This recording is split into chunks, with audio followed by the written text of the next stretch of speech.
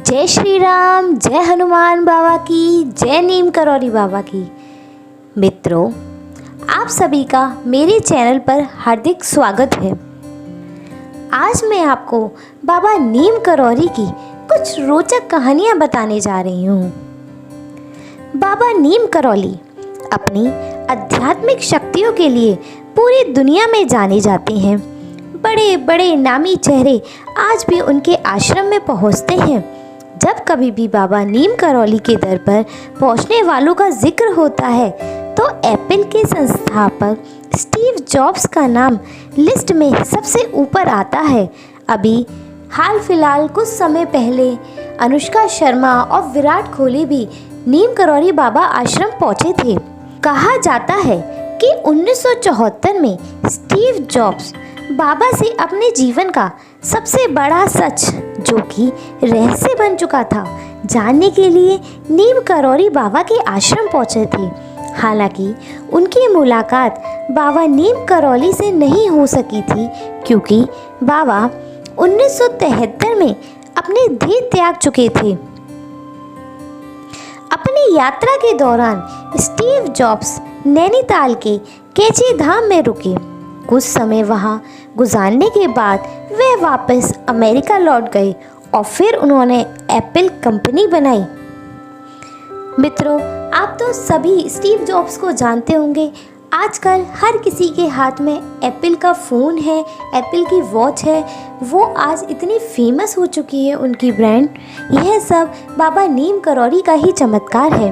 Apple की स्थापना के बाद स्टीव जॉब्स कभी पीछे मुड़कर नहीं देखे। एप्पल की स्थापना के बाद स्टीव जॉब्स ने कभी पीछे मुड़कर नहीं देखा। वे दौलत और शोहरत के शिखर तक पहुँचे। स्टीव जॉब्स को भारत में आने की प्रेरणा उनके अपने एक दोस्त से मिली थी। स्टीव जॉब्स के उस मित्र का नाम था रॉबर्ट फ्रीडलैंड, जो 1973 में भारत आए थे और कुछ दिन बाद बाबा नीम करौली के साथ रहे।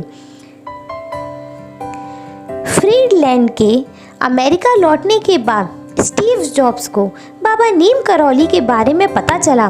बाबा नीम करौली के बारे में सुनने के बाद स्टीव जॉब्स भी भारत आ गए।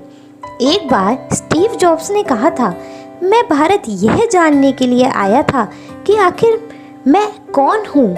कहा जाता है कि स्टीव साल में एक बार उस किताब को ज़रूर पढ़ते थे और स्टीव गांव-गांव पैदल घूमने लगे थे।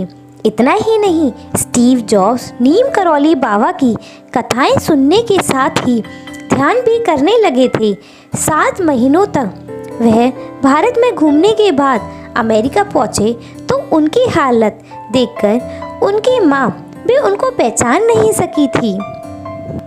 और इसी प्रकार स्टीव जॉब्स की अंत यात्रा आगे भी चलती रही। वह जैन, बौद्ध, हिंदुत्व में आत्म साक्षात्कार की तलाश करते रहे। उनके अंतिम समय में उनके दोस्त लैरी उनके साथ थे।